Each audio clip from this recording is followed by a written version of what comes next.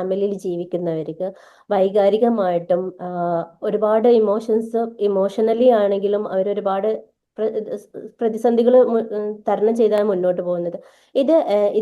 ഇതിന്റെ ലക്ഷണങ്ങളും ഇത് നമ്മൾ സഫർ ചെയ്യുന്നുണ്ട് എന്നുള്ളത് അറിയാനുള്ള ഇതൊക്കെ എങ്ങനെയാണ്?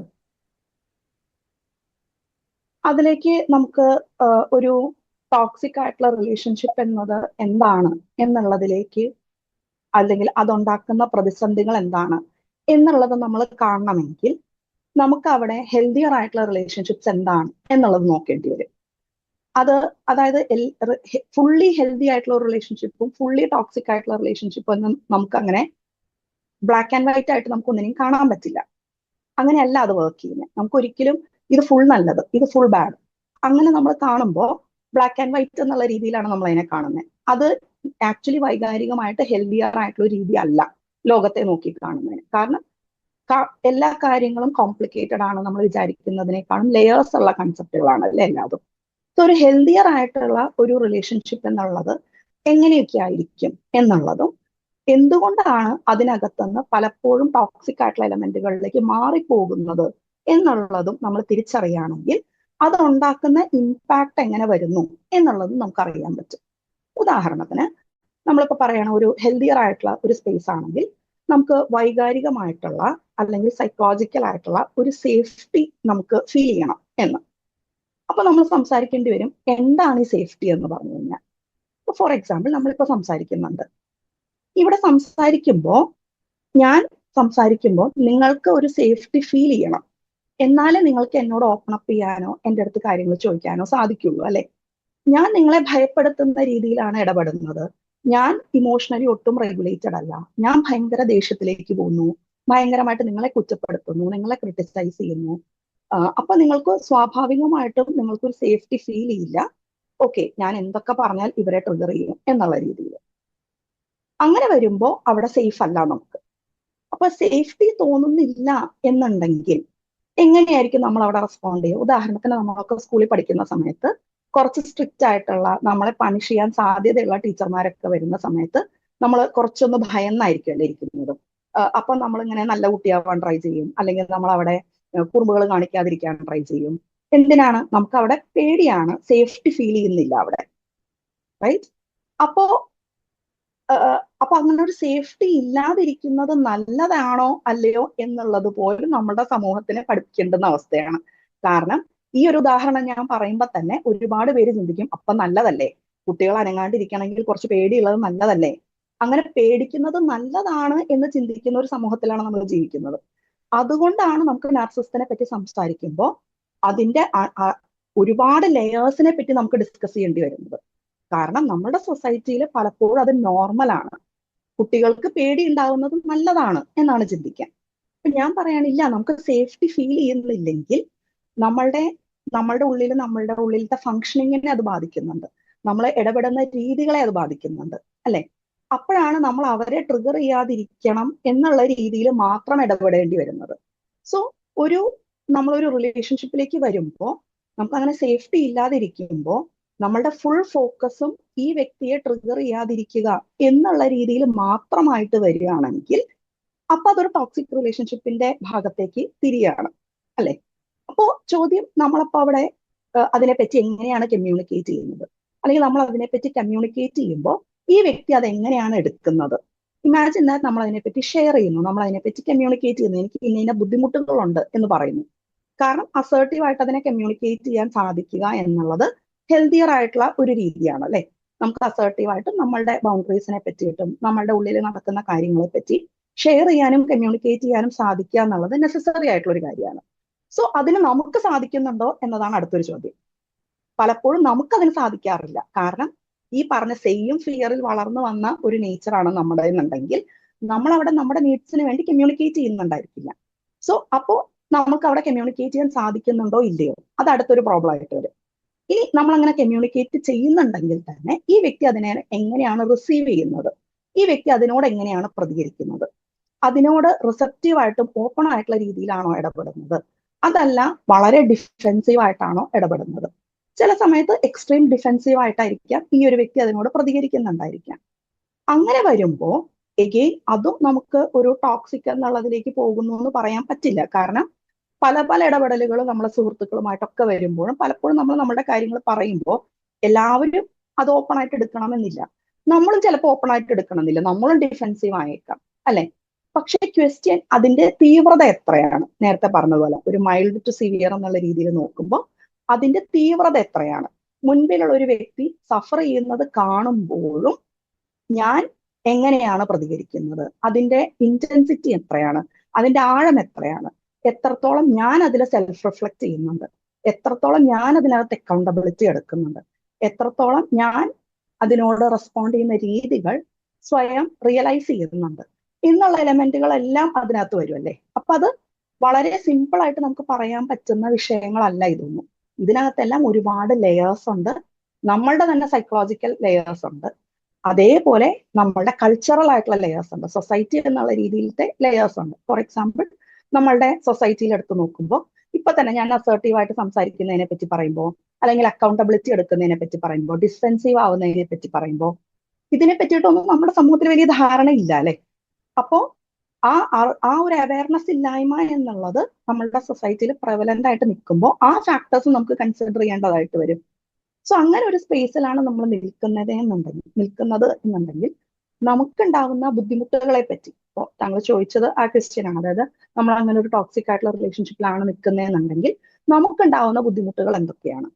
സോ ആ ബുദ്ധിമുട്ടുകളുടെ റീസൺസ് പറയുമ്പോൾ ഇത്രയും ലെയേഴ്സ് നമ്മൾ കൺസിഡർ ചെയ്യേണ്ടി വരും. ആ റീസൺസിനെ നമുക്ക്, അല്ലെങ്കിൽ എന്തൊക്കെ പ്രശ്നങ്ങൾ നമ്മൾ നേരിടുന്നു എന്നതിനെ അഡ്രസ് ചെയ്യുമ്പോൾ. ഫോർ എക്സാമ്പിൾ, അവിടെ നമുക്ക് എന്താ പറയാ, സാധാരണ നമ്മൾ അങ്ങനെ ഒരു ടോക്സിക് ആയിട്ടുള്ള സ്പേസുകളിലും നമ്മൾ നിൽക്കുകയാണെന്നുണ്ടെങ്കിൽ വരുന്ന ആദ്യത്തെ ഒരു എലമെന്റ് എന്ന് പറയുന്നത്, നമ്മൾ പലപ്പോഴും മാനസികമായിട്ടുള്ള പ്രശ്നങ്ങളെ കൺസിഡർ ചെയ്യുമ്പോൾ ചുറ്റുപാടുകളെ കൺസിഡർ ചെയ്യാറില്ല. പലപ്പോഴും അവർ നിൽക്കുന്ന സാഹചര്യങ്ങളെ പലപ്പോഴും നമ്മൾ കൺസിഡർ ചെയ്യാറില്ല. സെയിം വേ നമ്മളിപ്പോ താങ്കൾ നാർസിസിക് പേഴ്സണാലിറ്റി ഡിസോർഡറിനെ പറ്റി ചോദിക്കുമ്പോൾ ഞാൻ പറഞ്ഞു, ഏതൊരു പേഴ്സണാലിറ്റിയും ഡെവലപ്പ് ചെയ്യുന്നതിൽ ബയോളജിക്കൽ ഫാക്ടേഴ്സ് ഉണ്ട്, ടെമ്പറമെന്റൽ ആയിട്ടുള്ള ഫാക്ടേഴ്സ് ഉണ്ട്, അതേപോലെ തന്നെ അതിനകത്ത് എൻവയോൺമെന്റൽ ആയിട്ടുള്ള ഫാക്ടേഴ്സ് ഉണ്ട്. അപ്പോ നമ്മൾ ചോദിക്കുകയാണ്, അപ്പൊ എൻവയോൺമെന്റൽ ഫാക്ടേഴ്സ് എന്താണ്? വളർന്നു വരുമ്പോൾ ഉള്ള സാഹചര്യങ്ങൾ എങ്ങനെ ഇൻഫ്ലുവൻസ് ചെയ്യുന്നു? എഗെയിൻ നമ്മളുടെ കൾച്ചറിൽ അതിനെ പറ്റിയിട്ടുള്ള അവയർനെസ് ഇല്ല. പൊതുവെ പാരന്റിങ് എങ്ങനെയാണ് കുഞ്ഞുങ്ങളെ ഇൻഫ്ലുവൻസ് ചെയ്യുന്നത് എന്ന് ചോദിച്ചാൽ നമുക്ക് ഒരു ധാരണയില്ല അവിടെ. അപ്പോ അങ്ങനെയുള്ള ഒരു സ്പേസിൽ നിന്ന് വരുമ്പോൾ ഇത്രയും ഘടകങ്ങൾ നിലനിൽക്കുന്ന ഒരു സ്പേസിൽ we are talking about toxic ആയിട്ടുള്ള റിലേഷൻഷിപ്പ് നമ്മളെ എങ്ങനെ ഇൻഫ്ലുവൻസ് ചെയ്യുന്നു. അപ്പൊ എഗെയിൻ അതിന്റെ ഡെപ്ത് അത്രയും ഉണ്ട് എന്ന് അക്നോളജ് ചെയ്തിട്ട് വേണ്ടി വരും നമുക്ക് ആ പ്രശ്നത്തിനെ പറ്റി പറയാം. അപ്പൊ ആ പ്രശ്നത്തിനെ പറ്റി പറയുമ്പോൾ എന്തെല്ലാമാണ് നമ്മൾ കാണുന്നത്? ഏറ്റവും ആദ്യം കാണുന്ന ഒരു കാര്യം എന്ന് പറയുന്നത് ഇമോഷണൽ ആയിട്ട് വരുന്ന ബുദ്ധിമുട്ടുകളെ പറ്റിയിട്ടാണ്. ഉദാഹരണത്തിന്, വളരെയധികം ആങ്ഷ്യസ് ആയിട്ട് വന്നേക്കാം. നേരത്തെ പറഞ്ഞ പോലെ നമുക്ക് ആ സേഫ്റ്റി കിട്ടുന്നില്ല എന്നുണ്ടെങ്കിൽ ആങ്സൈറ്റി എന്നുള്ളത് വളരെ റെലവെന്റ് ആയിട്ട് കാണുന്ന ഒരു കാര്യമാണ്. സോഷ്യൽ ആങ്സൈറ്റി എന്നുള്ള രീതിയിൽ അത് വന്നേക്കാം. സാമൂഹികമായിട്ടുള്ള കാര്യങ്ങളിൽ ഇടപെടുമ്പോൾ വരുന്ന ആങ്സൈറ്റി എന്നുള്ള രീതിയിൽ വന്നേക്കാം. ഡിപ്രസ്ഡ് ആയിട്ടുള്ള കാര്യങ്ങൾ വന്നേക്കാം. കാരണം നമ്മുടെ മൂഡിനെ അത് ബാധിക്കും, അല്ലെ? ഭയങ്കരമായിട്ടുള്ള ഒരു ഹെൽപ്ലെസ്നെസ് അവിടെ വന്നേക്കാം. കാരണം എനിക്കിതിനെ എങ്ങനെ ഡീൽ ചെയ്യും, എനിക്കിതിനെ ഡീൽ ചെയ്യാൻ പറ്റുന്നില്ലല്ലോ എന്നുള്ള രീതിയിലത്തെ ഫീലിങ്സ് അവിടെ വന്നേക്കാം. അങ്ങനെ ഇമോഷണൽ ആയിട്ടുള്ള ഫാക്ടേഴ്സ് അവിടെയുണ്ട്. അതുപോലെ തന്നെ നമുക്ക് ഒരു സെൽഫ് റിലേറ്റഡ് ആയിട്ടുള്ള ഫാക്ടേഴ്സ് വന്നേക്കാം. ഫോർ എക്സാമ്പിൾ, നമുക്കൊരു സെൽഫ് വർത്ത് ഇല്ലായ്മ, ഒരു സെൽഫ് കോൺഫിഡൻസ് ഇല്ലായ്മ. കാരണം നമ്മളിങ്ങനെയുള്ള ഒരു ടോക്സിക് ആയിട്ടുള്ള സ്പേസിലേക്ക് വരുമ്പോൾ കാണുന്ന വേറൊരു രീതിയാണ് ബ്ലെയിം ഷിഫ്റ്റ് ചെയ്യുക എന്നുള്ളത്. അതായത് നമ്മൾ ആ അക്കൗണ്ടബിലിറ്റി എടുക്കാതെ ഡിഫെൻസീവ് ആവുമ്പോൾ ഇതൊന്നും എന്റെ പ്രശ്നമല്ല, എല്ലാം മുൻപിലത്തെ ആളുടെ പ്രശ്നമാണ് എന്നാണ് അവർ പറയുന്നുണ്ടായിരിക്കുക. അപ്പൊ എല്ലാം മുൻപിലത്തെ ആളുടെ പ്രശ്നമാണ് എന്നുള്ള രീതിയിൽ ഡിവാല്യൂ ചെയ്യുമ്പോൾ അത് ബ്ലെയിം മുൻപിലത്തെ വ്യക്തിയുടെ മേലേക്ക് ഷിഫ്റ്റ് ചെയ്യുന്ന സമയത്ത് അത് എപ്പോഴും റിസീവ് ചെയ്യുന്ന ആളെ സംബന്ധിച്ചിടത്തോളം അവരത് ഇന്റേണലൈസ് ചെയ്യും. മേ ബി എന്റെ പ്രശ്നമാണ്, മേ ബി ഞാൻ ശ്രദ്ധിക്കാത്തത് കൊണ്ടാണ്, മേ ബി ഞാൻ എന്തെങ്കിലും എന്റെ ഭാഗത്തു നിന്നുള്ള കുറവുകൾ കൊണ്ടാണ്. കാരണം ആ വ്യക്തി അത് അങ്ങനെ പറയുമ്പോൾ ആ വ്യക്തി അവനവന്റെ റിയാലിറ്റിയിൽ നിന്നാണ് പറയുന്നത്. അപ്പൊ അതിനകത്ത് ചില യാഥാർത്ഥ്യമുണ്ട് എന്ന് നമുക്ക് തോന്നിയേക്കാം. ശരിയാണല്ലോ, എനിക്ക് ഇന്നൊരു പ്രശ്നം ഉണ്ടല്ലോ, അപ്പൊ മേ ബി ഇത് ശരിയായിരിക്കും. അപ്പൊ അവരത് ഇന്റേണലൈസ് ചെയ്യും. അങ്ങനെ ഇന്റേണലൈസ് ചെയ്യുമ്പോഴാണ് പലപ്പോഴും സെൽഫുമായി ബന്ധപ്പെട്ടിട്ടുള്ള ഒരുപാട് പ്രശ്നങ്ങൾ അവിടെ വരുന്നത്. സെൽഫ് കോൺഫിഡൻസിലുള്ള പ്രശ്നങ്ങൾ കാണാം, സെൽഫ് വർത്ത് എന്നുള്ള ഒരു രീതിയിലുള്ള പ്രശ്നങ്ങൾ കാണാം, സെൽഫ് എസ്റ്റീം എന്നുള്ള രീതിയിലത്തെ കാര്യങ്ങൾ കാണാം.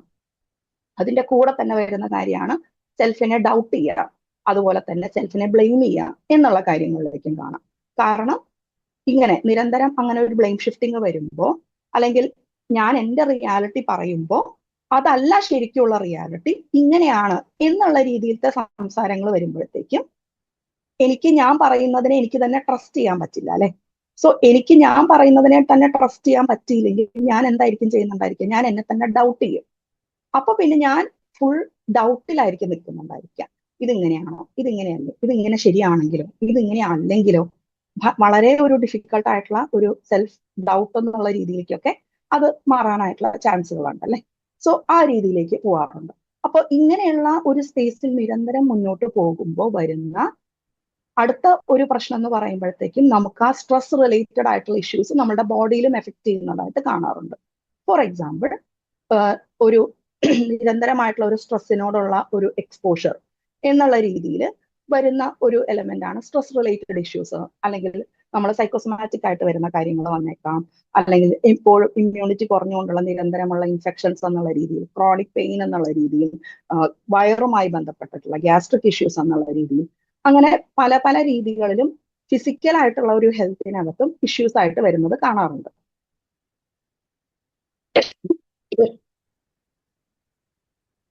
പിന്നെ വരുന്ന ഒരു എലമെന്റ് ആണ് നമ്മളുടെ തോട്ട് റിലേറ്റഡ് ആയിട്ട് വരുന്ന കാര്യങ്ങൾ. തോട്ട് റിലേറ്റഡ് ആയിട്ട് വരുന്നതെന്ന് കാണുമ്പോൾ ഇപ്പൊ നേരത്തെ പറഞ്ഞ സെൽഫ് ഡൗട്ട് വരുന്നു, സെൽഫ് ബ്ലെയിം വരുന്നു.